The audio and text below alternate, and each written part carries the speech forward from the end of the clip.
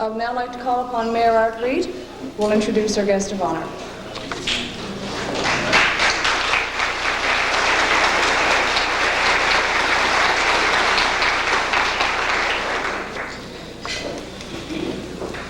Mr. Smallwood, head table guest,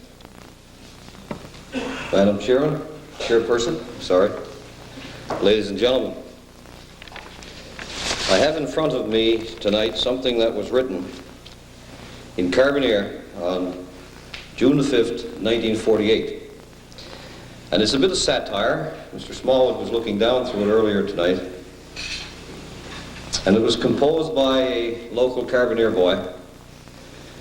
And it pokes fun at a lot of people and at the responsible government effort that was made in Newfoundland against you, Mr. Smallwood, and I guess against a lot of people, the majority of people in Newfoundland. And I would like for you to bear with me for a few moments, and I'm sure most of you will recognize some of the nicknames that are in place. It's called The Obituary of the Sacred Cow. And I guess Greg Power realizes, and I guess a lot of the older gentlemen that are with us tonight, and ladies, realize that the Sacred Cow was a name they had put on responsible government.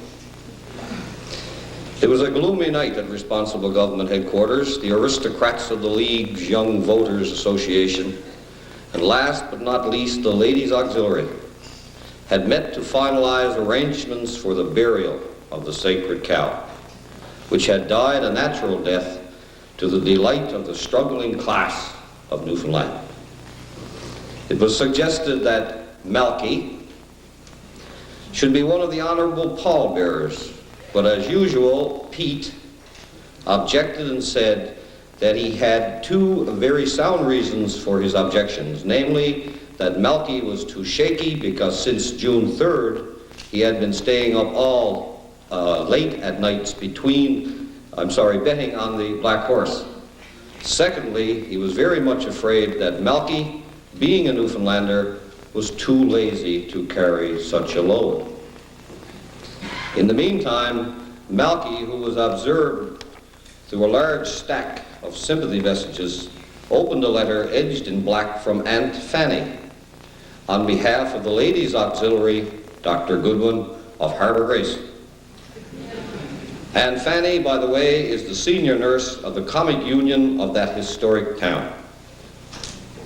The letter was passed to Mother Holmes, who seems to be throwing her weight around the mothers of St. John's and vicinity. This fair lady, as you know, is the proud mother of a large family, and through her tears, she commented that Confederation had won a great victory, and now the children of Newfoundland would be in a position to receive the immoral family allowance.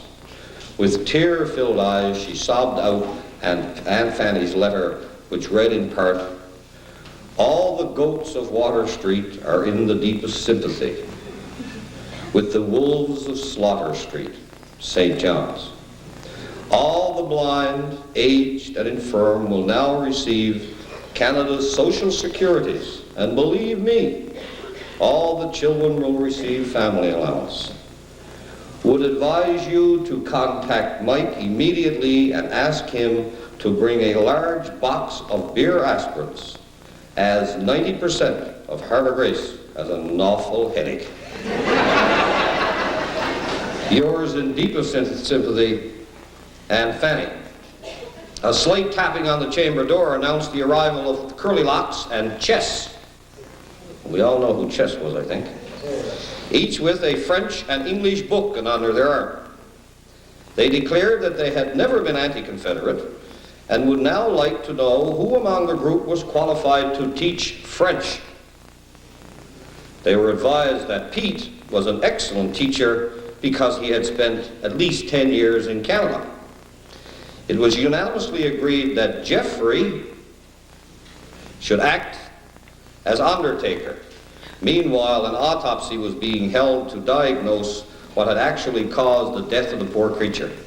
The boys were anxiously waiting for this report, which that outstanding Newfoundlander, Mr. Wayfarer, would deliver at approximately 9 o'clock Friday morning. at the appointed time, he read the following diagnosis. It is my firm belief that when the sacred cow roamed into the sinking Fun Gulch, she ate an overdose of concentrated bologna. This caused a severe inflammation around her milking veins and became clogged with lies and false propaganda. And from this she never recovered. The cow will be buried in sinking Fun Gulch, and all Slaughter Street are asked to close for the occasion. No maple leafs by request. An epitaph will be written in remembrance, and it will read as follows. The poor old scoundrel is dead, to Canada we Newfies are wed. We'll live better and cheaper, God bless the Grim Reaper. Thank God the old scoundrel is dead. Ladies and gentlemen, that was composed by Frank Saunders from Harbour Rock Hill. Stand up, old Frank.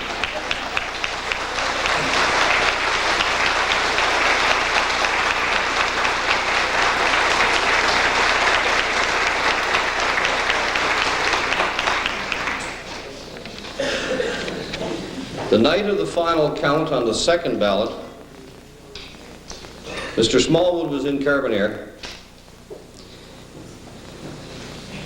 and was at Fred Saunders' residence on Harbour Rock Hill. For some reason or another, Harbour Rock Hill was always appealing to Mr. Smallwood. I think he probably made some of his best speeches out there on top of that hill.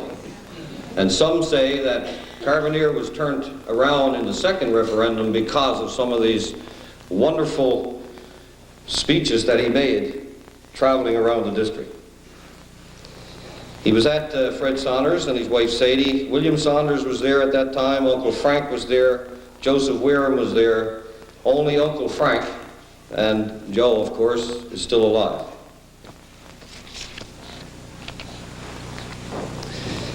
On Christmas Eve night in Gambo, Newfoundland in 1900, Joseph R. Smallwood was born. From a pig farmer in Gander to the barrel man in St. John's on radio to Newfoundland's first premier. A living legend. A father of Confederation. And in between all that, he had to come to Carbonear to do some courting. Clara, as you all know, is a native daughter of our town, and Mr. Smallwood, we love her dearly. What an honor, Mr. Smallwood, to have you with us, sir. It makes me proud, and I'm sure on behalf of all of us, to call or to be able to call ourselves Newfoundlanders. And we sincerely love you dearly as well, sir.